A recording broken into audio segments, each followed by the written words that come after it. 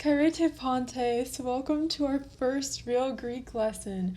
I am so excited to be able to do this and make Greek more accessible in the JCL, and I'm so happy to see how enthusiastic all of you are. So let's just get started. Okay, before I start on the actual lesson, I just wanted to go over the main resources that are available to you throughout this year, and that'll be really important, I think, too, to help you learn Greek in the best way possible. So the first is the book that I'm using, which is called From Alpha to Omega.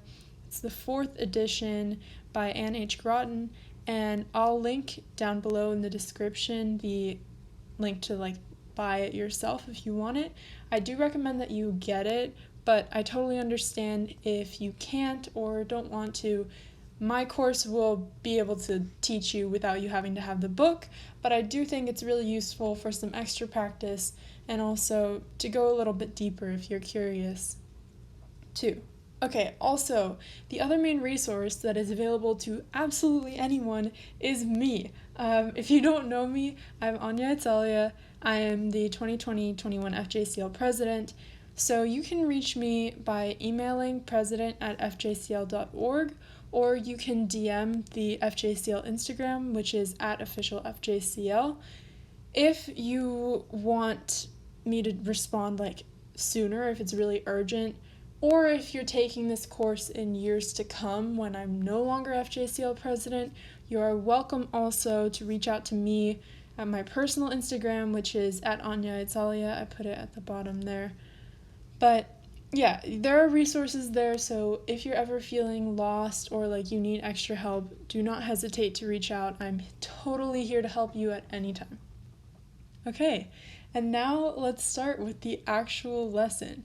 Just for a quick overview, in this first lesson, we're going to be going over some background information on classical Attic Greek, the alphabet, the diphthongs, an introduction to breathing marks, and basic punctuation. And also, at the end of every lesson, I'm going to be doing a little teaser for the next lesson. So for this lesson, the teaser happens to be on Greek accents. So I'm super excited about that because I think they're really fun and I think you're going to enjoy them a lot. So now we move on to the actual lesson. First, for a little bit of background information, Greek is part of this robust family of Indo-European languages, and those languages come from way old languages that are completely extinct now, but they were spoken by people from all over Eurasia, and now those languages are extinct, and we have the languages that we have today because those languages from then, including Greek, have evolved over time. So Greek itself has been used continuously for over 3,000 years, but all the different parts of the language have changed a lot over time. And so the specific Greek that we'll be studying this year is from the classical period, which covers the 5th and 4th centuries BCE. And you might be wondering, why is it called classical Attic Greek? So the origin of that is the Athenians. So Athens is part of this district called Attica, and their dialect was Attic. So we are studying the Greek that was spoken and written by Athenians in the classical period, and some famous names that you might know include Plato, a philosopher, Demosthenes, an orator, Thucydides, a historian, and Aristophanes, who was a comic playwright. And I just think it's really fun to hear those names and be able to relate them and know that maybe those are names that you've heard before, but you didn't realize now you're about to learn the language that they were writing in. So I think that's super cool. All right, that is some background information. If you want more, feel free to contact me, but I do want to get into the language because I'm very excited for that. Okay, next is the alphabet. So I'm just going to be going through all of the Greek letters and giving you some advice on how to write them and how to remember them, etc. So I'm going to be writing the Greek letter here and then the English equivalent here, but it should be pretty straightforward. If you're confused, again, reach out to me, let me know, and I'll do what I can to help. So the first letter that we're going to look at is alpha. And alpha is like our A. So first I'm going to write our English A, capital and lowercase. And then let's look at alpha. So capital alpha is just like our capital A, but a lowercase alpha is like a fish. So you start at the top and then go down, sweep up, and curve down again. And that is your alpha. Notice that I'm saying alpha, not alpha. That's because that's how it's pronounced. I know that in sort of modern times, people tend to say alpha, but if you want to stay true to the original intentions and the way that the language was spoken originally, it's alpha. And alpha makes the ah sound, unsurprisingly. So the next Greek letter is beta. So that is our B. So here's your English B. And then beta looks exactly the same in the uppercase. Actually, I'm going to redo that like that. And in the lowercase, you start actually at the bottom, come up, and in one motion, you complete that. So I want to show a little bit more clearly. You go up first like that, and then continue down like that. And if you do still have questions on how to write any of these letters, feel free to let me know, but make sure that you have this tail here so that you're able to differentiate between the capital and lowercase beta in both your own writing and whenever you're reading writings from others. And the beta is pronounced as a B sound, just like our B. Okay, so the next letter is gamma, which is the equivalent to our G. So here's your capital and lowercase g. And gamma is very strange looking at first. It just looks like an upside down L. You might also see it like this, but I just draw mine simply by going left here and then down here. I just think that's easiest. But you do you. And then the lowercase gamma looks like this. So you're going to go down first and then come back up. Pretty straightforward. And that's another letter where you might see different variations on it. So some people have a really big circle at the bottom, some have nothing. It's up to you. I kind of go right in the middle. Alright, so we have alpha, beta, gamma, and our next letter is delta. Oh, by the way, before I forget, gamma is like the G sound, so like in gamble. I think that's a good example. But back to where we were. The next letter is delta, which is like our D. So here's your capital D and your lowercase d. And then delta, you might have seen in science or math before. When it's capitalized, it just looks like a triangle. I think that's so cool. And in the lowercase, like that. So it's like you are writing a lowercase d, but you never stop. It's always one motion, and you have that hook on the end. So you move down first, then come up and write the hook. Pretty straightforward. And now is where things get a little bit trickier. So our next letter is epsilon. So this is like our E. So here's your capital and lowercase e in English. And then here's your capital epsilon, pretty straightforward. And your lowercase epsilon looks like a miniature capitalized cursive E. So like this, or like you could think of it as a 3 backwards. Just go the other way. That is an epsilon. Now, you might be thinking, why is this tricky? I feel like this is easier to remember than, say, gamma. Well, there are 2 E's in Greek. So this is the first E, this is the short E. So it's like the E in etch, the E sound. There's no length there, there's no slight diphthong or anything. It's just short and sweet and looks really like a normal English E for the most part. I will explain why that gets trickier once we get to our second E, just a couple letters for now. So the next letter is zeta, which is like our Z. So here's capital and lowercase z, and capital zeta looks like that. Oh, that was just not pretty. Okay, there we go. That's better. Capital zeta just looks like our capital Z. Now, lowercase zeta is a letter with a lot of variation on it. So I write mine like this, just sort of like a cursive Z. I have also seen zetas like this, and one that is in from alpha to omega, if you do get the book, and that I've seen in math before but was always kind of afraid of it, is this.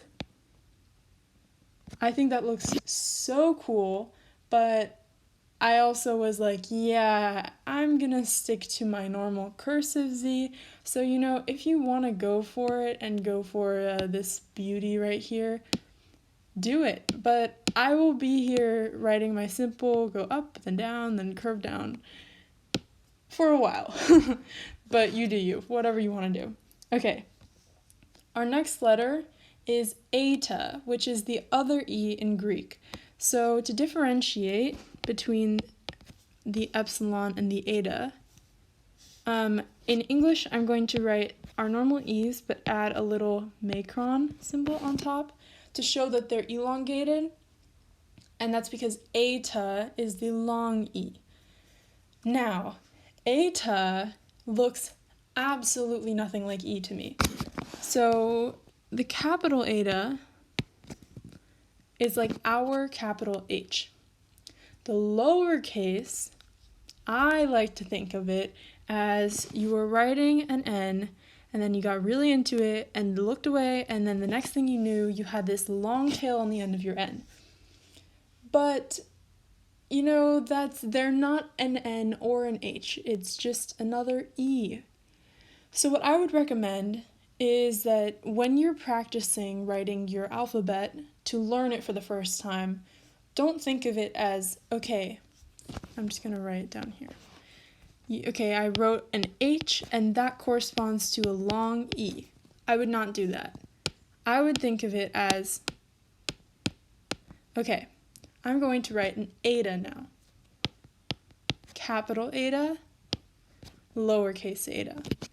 Don't even try to associate it with English. Just practice with yourself.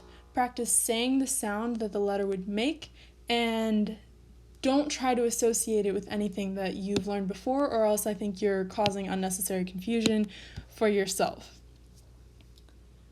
And as for differentiating between epsilon and eta as just Greek letters, knowing which one is long and which one's short, I find it easiest to remember that epsilon has a very short sound in the actual word, the actual name of the letter. The P cuts off the E sound very quickly. Epsilon, it's not apsilon, it's epsilon. Whereas in eta, you have more time, it's eta. So there's this diphthong sound in the adding the Y on the end of that E sound, and that's what makes it long. That's how I like to think of it. That's how I started to remember the difference between epsilon and eta. But if you have another way of remembering it, let me know too, because that might help someone else. But I hope that helps, because that definitely helped me at first, because I was definitely confused. Okay, our next letter is theta. So this is the equivalent to the TH sound in English.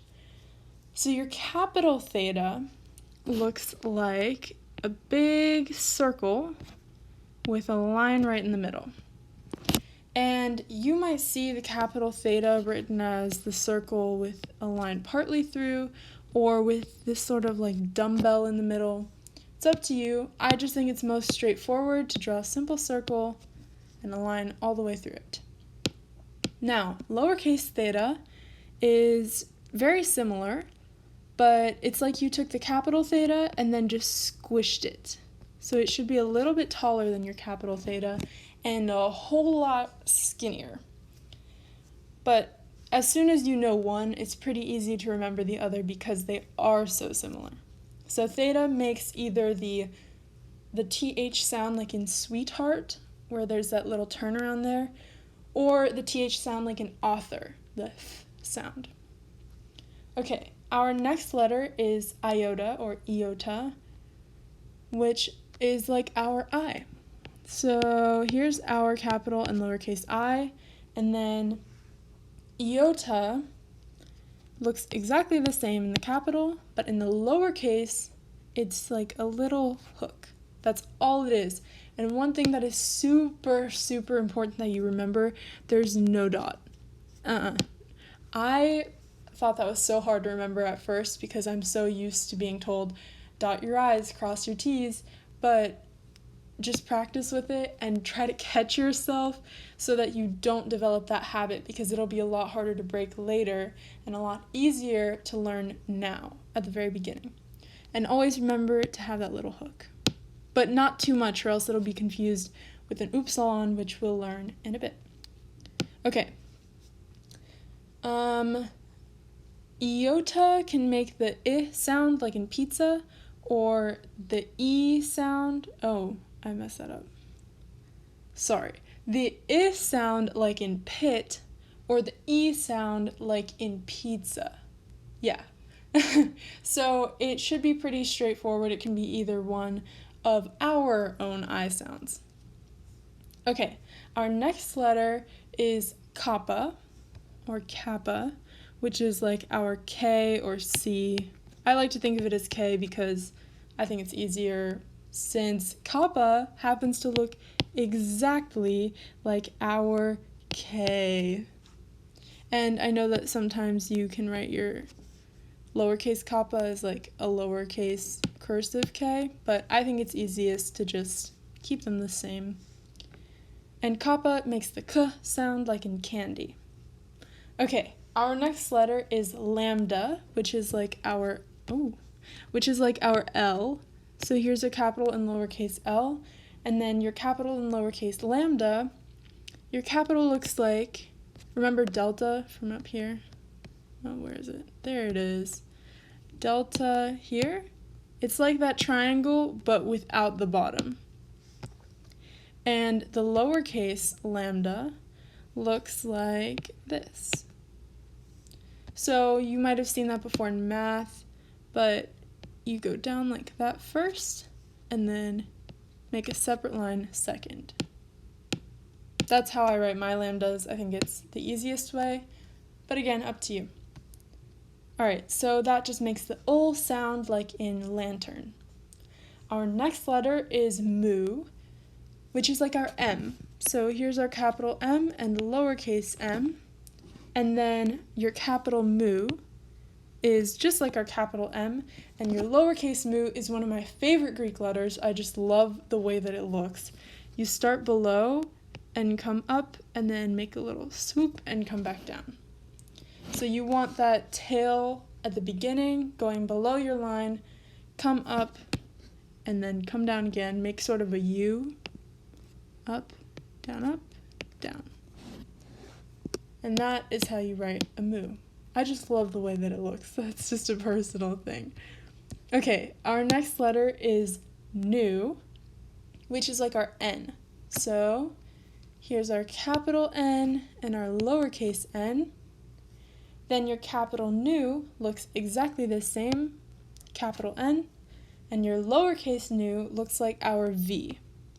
For some reason this was really hard for me to remember at first, but I think that it just takes some practice. I don't really have a great way to remember this particular letter, but personally I just think you need to see it and tell yourself, okay, that's not a V, that is a nu. Not even telling yourself that's not a V, that's an N, sort of like eta and epsilon, that's not a V, that is a nu. But I really think that this is where practice makes perfect. Okay, our next letter is xi, which is the equivalent of our X. So here's your capital and lowercase x. Now, your capital Xi, so interesting, is 3 lines. So 1, 2 is a little bit shorter, and then 3 is the length of the top line. You might also see this with the top, like with these little curves on the end, but I like mine as 3 straight lines. I think that's easiest, but it is honestly a very bizarre letter. And I think that's another one where you just need to practice with the letters, really hammer it in. And the lowercase is equally interesting. It has these 3 little loops and then you come down. That is your lowercase c. There's a lot of variation on how to write lowercase c's too.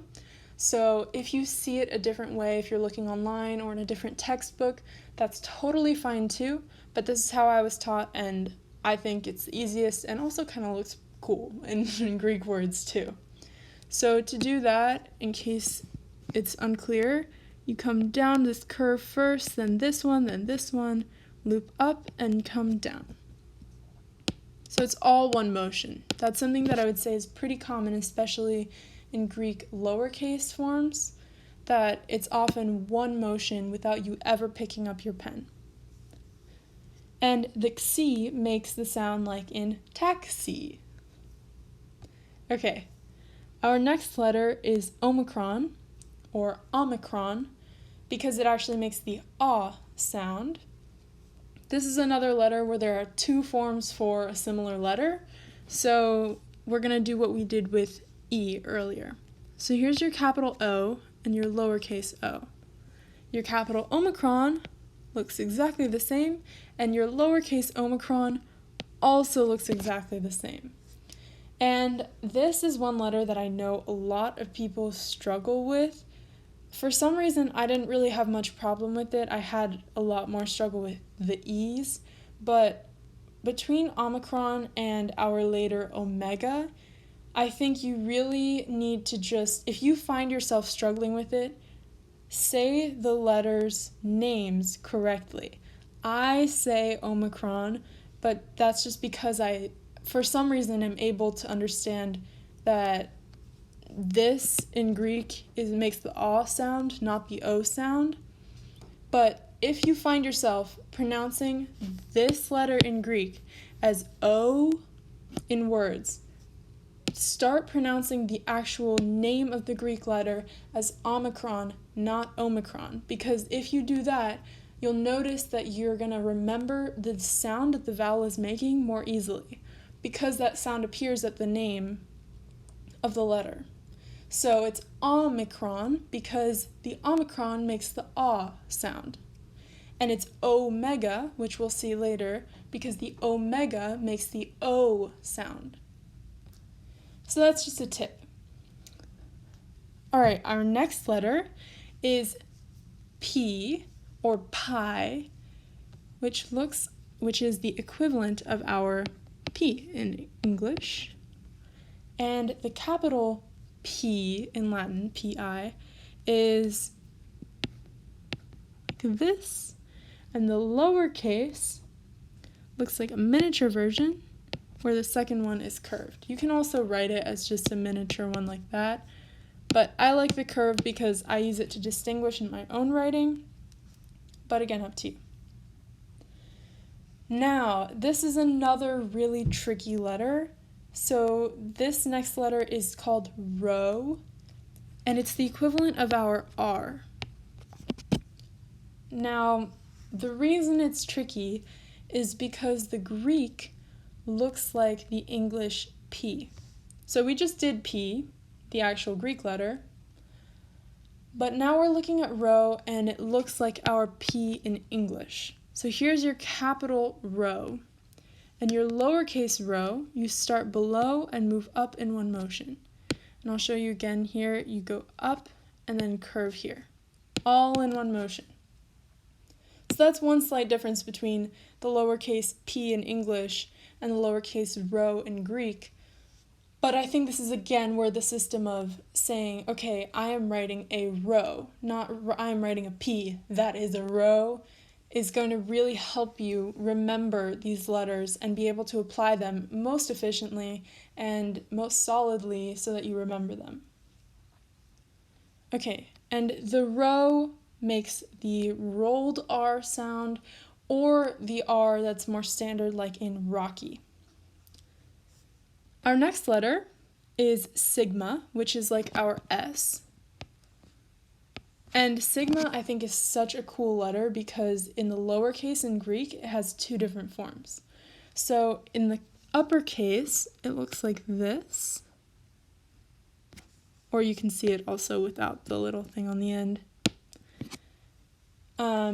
So that's the capital, but the lowercase has two different forms, like I said. So the first form looks like an O with a little thing on the end, a little tail sort of on the end.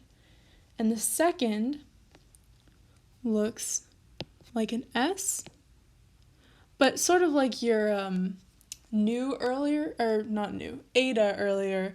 You got a little too excited and couldn't help yourself from drawing a little bit too much on the S. So here is your sigma in Greek, and why are there two, you might be wondering. Okay, so this first one here, this is used in the middle of words. So if you see a sigma in a Greek word, that is going to be this sigma, or at the beginning of a word. The only time you're going to use this sort of S-looking sigma, the second one, is when it appears at the end of a word. So it has to be that sigma is the last letter in a word for the sigma to appear as this long S. Otherwise, you're using this first one. Another thing that I was taught was not to create a little loop when I was making my sigma, but I have seen it written like that since. But I do recommend, so that you don't think it's like a cursive O, that you write just an O and then a little line on the end. And sigma makes the S sound, like in signal. All right, our next letter is tau, which is the equivalent of the English T. So here's your capital and lowercase t. Your capital and lowercase tau are pretty similar. So here's your capital tau, which looks just like our capital T, and your lowercase tau is a little curve, sort of like an iota, with a line at the top. Now, what is important here? Again, this is where Greek is like contradicting everything you've been taught in English since you were little. There's no crossing. You want the line to be at the top of your tau. And for some reason, it was really, the best way for me to learn this was to group tau and iota together, because those were the two where I felt like everything I was learning in English was suddenly not true. So, okay, so here's your iota, right? Just one little curved hook. Your tau, I think of it as formed off the same base. So you can write an iota when you're going to write a tau and just write a line on top. And I just grouped them together in my head as weird grammar things that are not like English. And that helped me. But again, this is another one where it might be helpful to come up with your own way of thinking about it. Okay, so our next letter is upsilon, which can be like the equivalent of our Y in English, or like our U.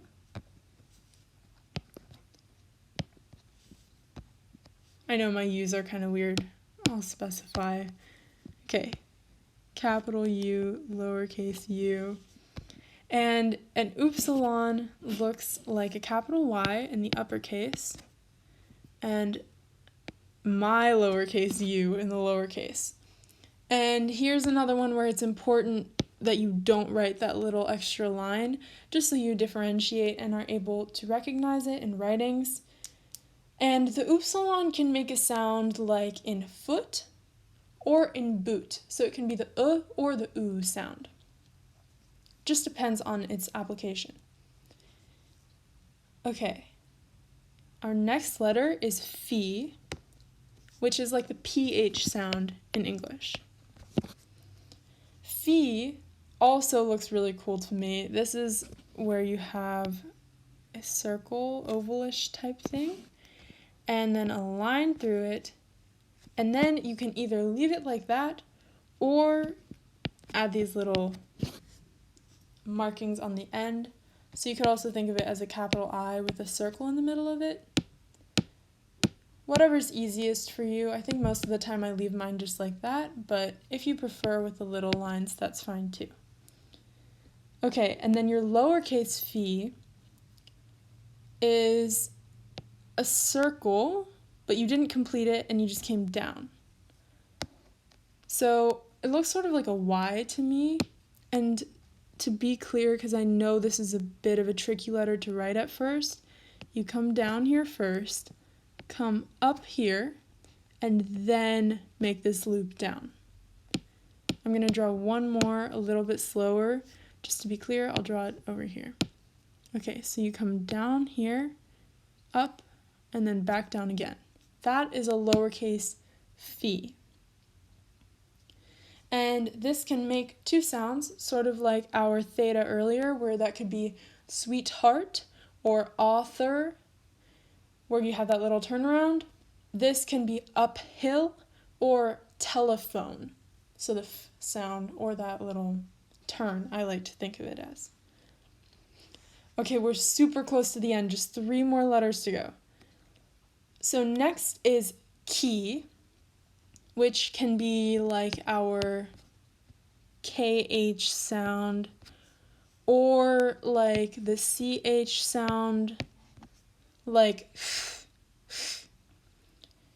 so that's like the German sound. I don't know how to describe it, but that in the back of your throat, the or it can be like in backhand or candy even.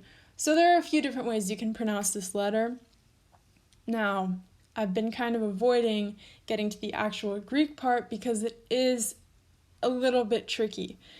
The capital key looks like our capital X, and the lowercase looks like our lowercase cursive x. I know that can be confusing, but again, do not think of this as, okay, I'm writing an X, that is a key. Don't do that. That you're causing extra problems and work for yourself. Think of this as you're writing it, I'm writing a key. Not I'm writing an X, that is a key. We've now gone over that a couple times, so hopefully you're going to start listening. But yeah, I really promise that I know it's tedious at first, but it'll really help you in the long run and eliminate that sort of middleman position in your mind when you're translating. Okay, 2 more letters. The next letter is psi, which is like the ps sound in English, like in tipsy, and the capital psi looks like a trident. So a U shape with a line down, and the lowercase is just like a miniature version of that, or just shifted down on your page. I just think that's a fun one. I don't know, like it's a pretty random shape, but I think because it's a trident and all of us JCLers are like, yay, myth and JCL stuff, then I think it's easy to remember. But I don't know. Okay, our last letter is omega, and that is like our O. But to differentiate between omega and omicron, which we saw up here, omega has this macron on top in the English to show that it's long. And in Greek, omega looks like this. So to draw that, you go first here, then curve around, and then out. Okay, I'm going to draw it one more time just to be clear. You go in here, up and around, and out. Okay, and then our lowercase omega, the last letter you absolutely have to know, even though there are a couple bonus letters we'll go over. So this looks like, sort of like our W, but really curvy. You don't want to connect them necessarily at the top, but it should be pretty curvy. And that's pretty straightforward to write. You just make one curve here and one curve here, and then you're done. And the omega makes a sound like ah or o, and that's why it's different from omicron, which makes the ah sound, like the short ah sound. And that is the Greek alphabet.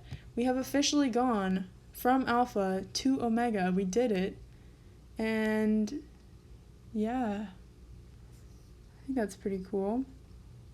I don't know why new just decided, okay, there we go. Now we've gone from alpha to omega. And that's why the name of the book is as it is. Apparently I can't speak English, but that's okay because I do know Greek. So, okay. Next we're going to go over a couple bonus letters. So, I'm going to create a little bonus letter pavilion over here. Okay. Here's our bonus letter space. The first bonus letter that we're going to learn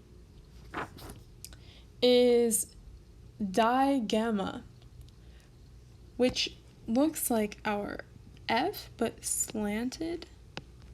So like that. That is digamma. And that was initially after epsilon, so it would have appeared right here.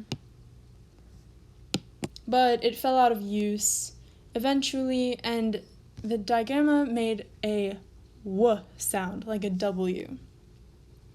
Okay, and then one other bonus letter. Okay, this is going to be really annoying because I have to redraw our bonus letter pavilion.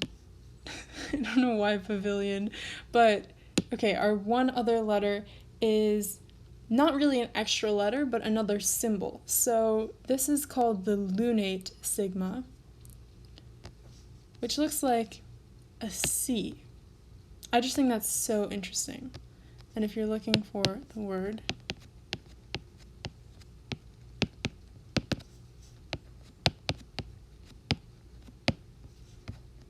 yeah, so those are our bonus letters. Oh, the capital form of that is just like a big capital C. I just think that's cool to know, but we're not going to be using either of those because neither of them are used heavily, and digamma fell out of use anyways. But we did go through the entirety of the Greek alphabet, and now you just gotta learn it. But I'm going to zoom out a little bit so that if you want, you can screenshot this just to see my work, but really all you have to do is look up Greek alphabet on the internet and it'll come up immediately if you ever need a quick reference. But yeah, we did it. Okay, the next thing that we're going to be covering is diphthongs. So just like in Latin, there are diphthongs in Greek, and that's where you're combining two vowel sounds to form one sound. And in Greek, there are 8 proper diphthongs and 3 improper diphthongs, and I think it'll be pretty straightforward to see how they work and why they're called those different things as soon as we go through them. So the first proper diphthong is I, which is made by combining an alpha and an iota. So that's like the sound in aisle, where you're combining the two, the ah and the e sound, so it's I. Your second, created again with alpha, is alpha upsilon, which makes like the ow sound, like an ouch.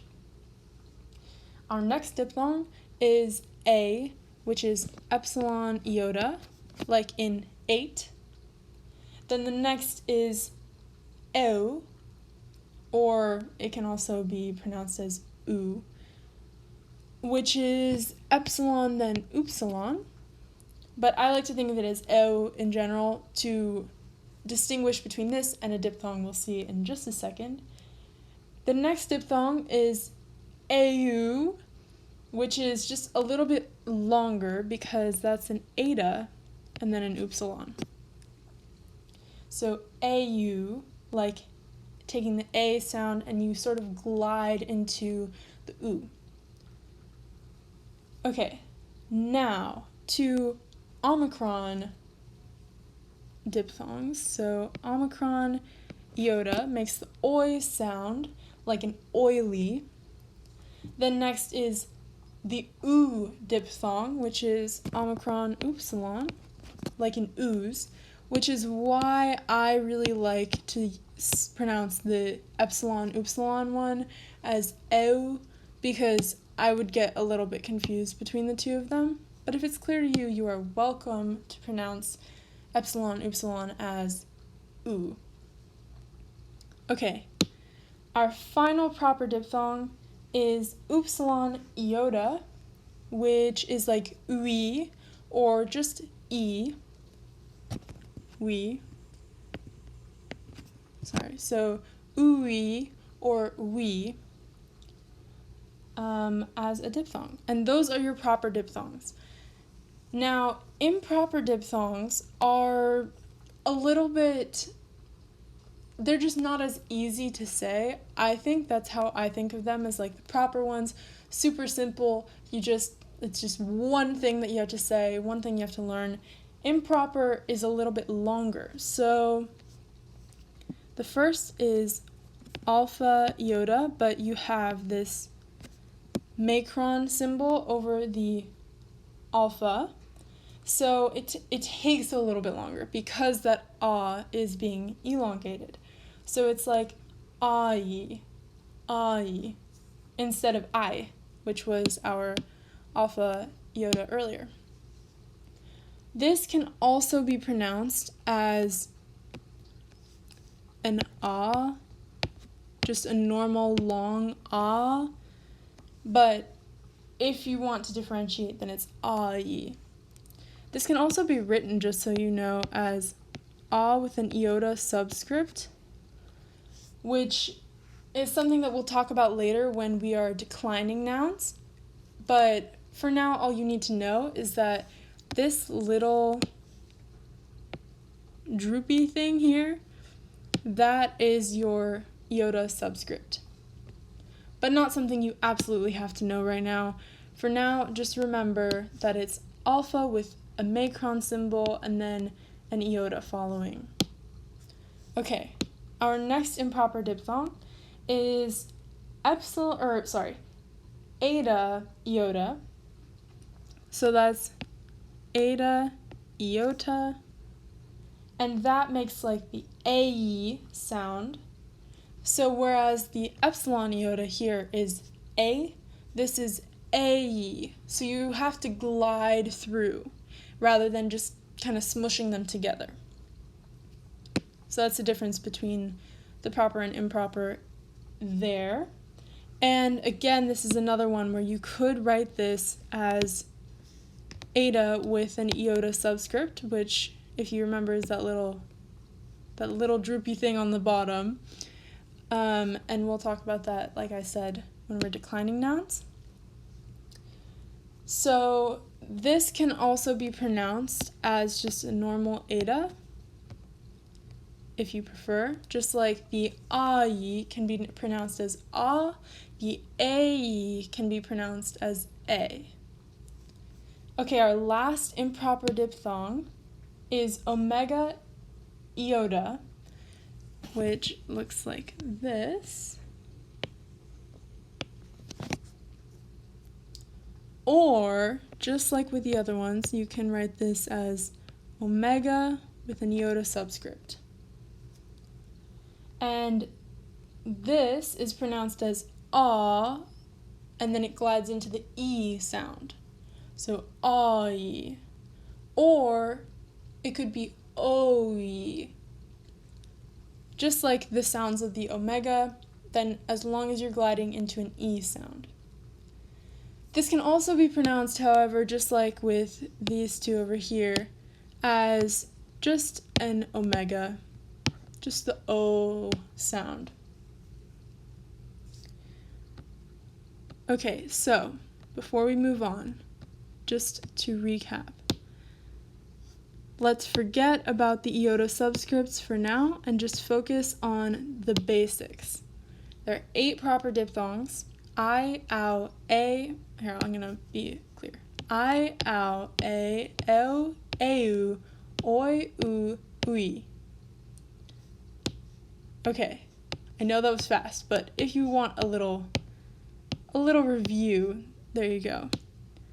And for improper, we have ai, ei, oi, and we'll talk about the iota subscript thing later. So that's all that we're going to cover for diphthongs for now. Now let's move on to breathing marks. When I joined Greek, I had heard of breathing marks, had no idea what they were, and thought they were going to be this really terrifying thing. They're really not bad, I promise. So, and if you've never heard of this before, don't worry. It's super simple and sounds a lot scarier than it is. So I'm going to use a Greek word as an example. Take agora. This word you might have seen before as agora in your JCL programs if you have attended JCL events before. It's like our bazaar, and there's good reason for that because agora in Greek means marketplace. Now you'll notice it's agora, not hagora, and that is where breathing comes in.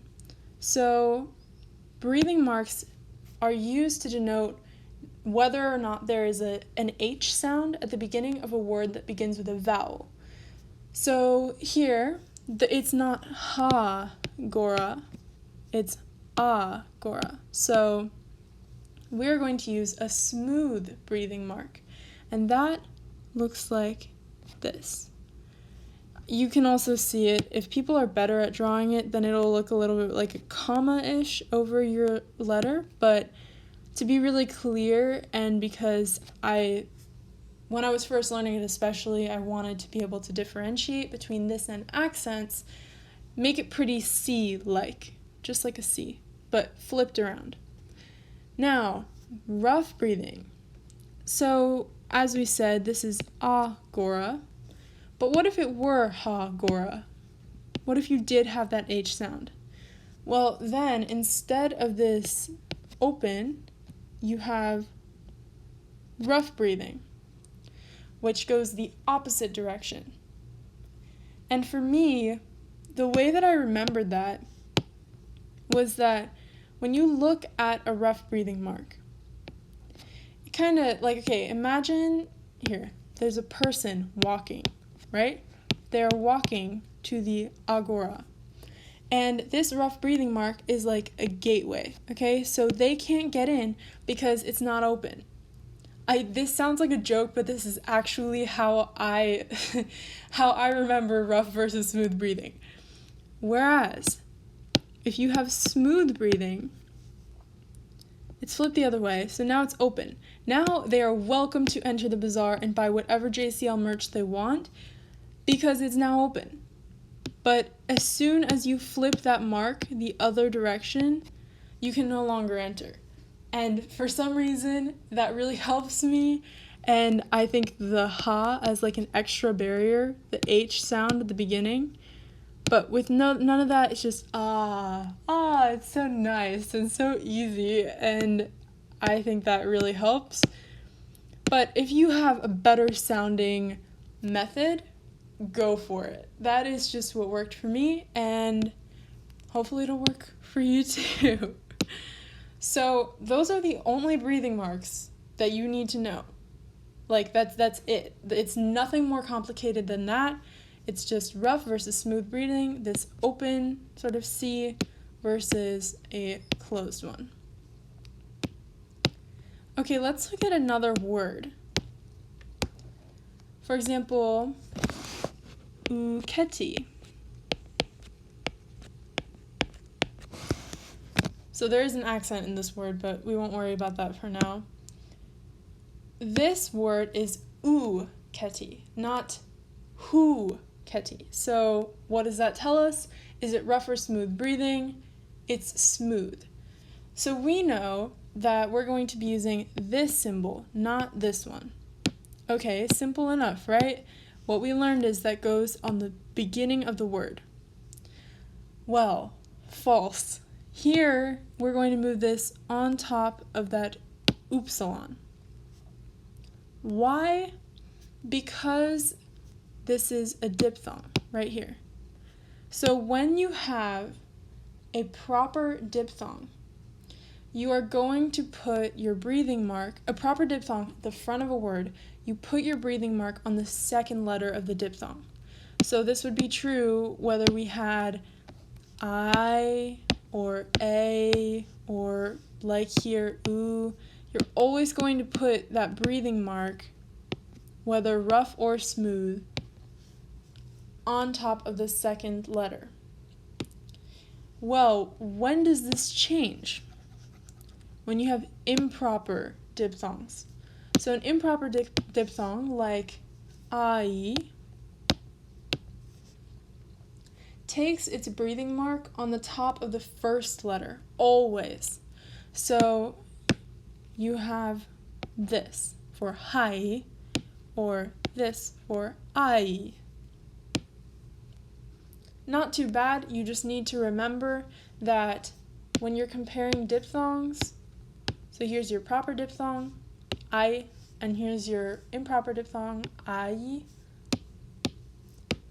you put the breathing mark in a different place.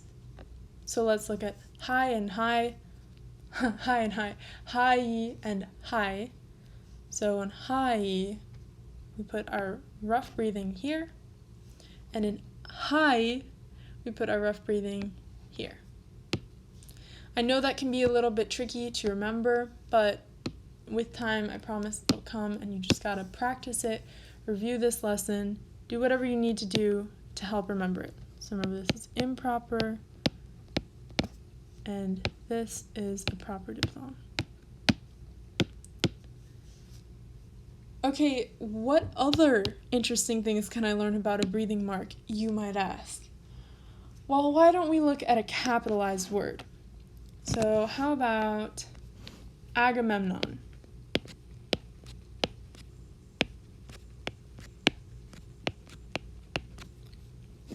And since this is a pretty long word, why don't we go through it and identify the Greek letters in the entire word?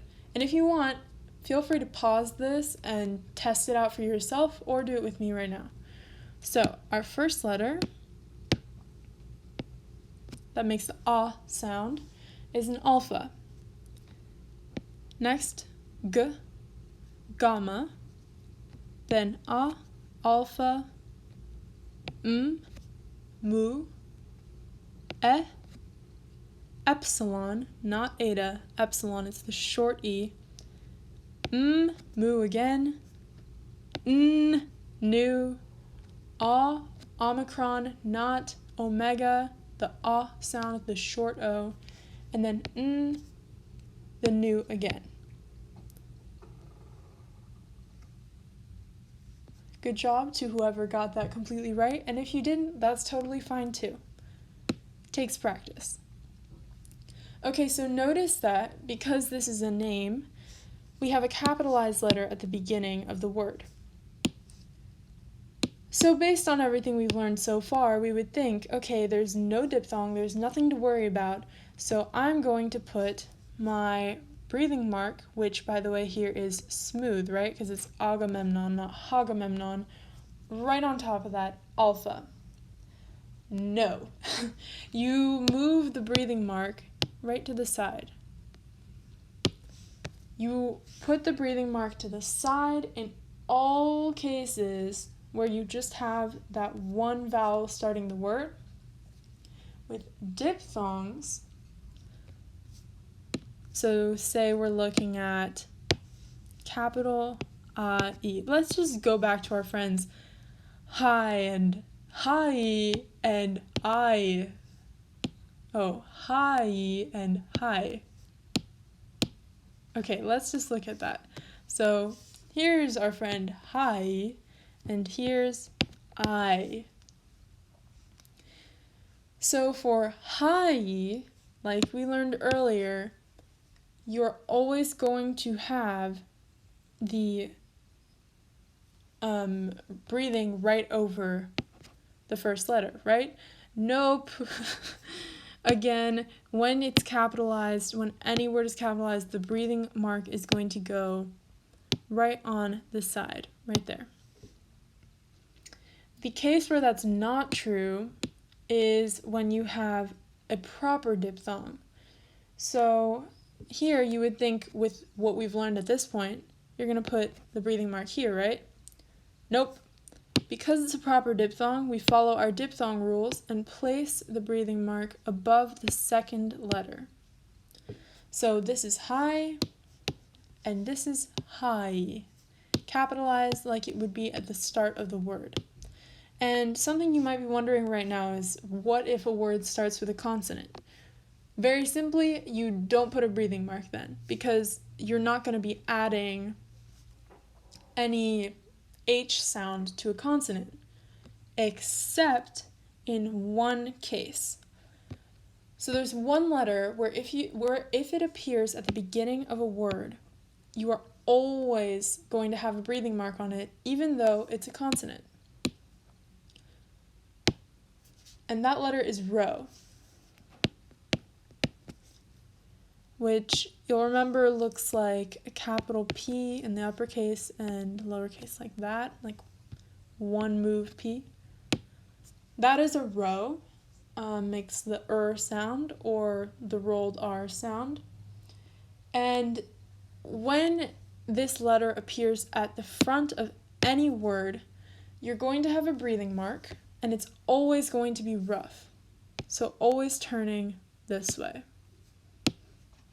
Just like that. So rho is always rough. And I just remember that because rho, rough, rather than smooth. And that only occurs, though, if the rho happens at the beginning of a word. So if you have a rho in the middle of a Greek word, you're not going to have a breathing mark. Breathing marks are only at the beginning of the word. And when we're writing in English, if we see a rho with a rough breathing mark at the beginning of a word, we're going to transliterate in English as RH, rather than just an R like we would see if we were transliterating a rho in the middle of a word. That is about all that we have to know for breathing marks for now. And just to recap what we just went over, breathing marks, there are two types, rough and smooth. Smooth is friendly to that lovely person we had walking by into the agora. And rough is not friendly. Rough doesn't want you in, so they push you away. I really don't know why that helps. Hopefully it helps at least one of you. Okay, on diphthongs, like here with uketi, you have the breathing mark on the second letter of the diphthong, except when you have an improper diphthong, as with I, where we put the breathing mark on top of the first letter. When do you not put the breathing mark on top of the letter? When you have capitals. When you have a capital vowel, as in Agamemnon, you're going to put the breathing mark right before that first letter, right on the left of it. When you have a capitalized improper diphthong, you keep those rules. You move the breathing mark right to the left of the diphthong.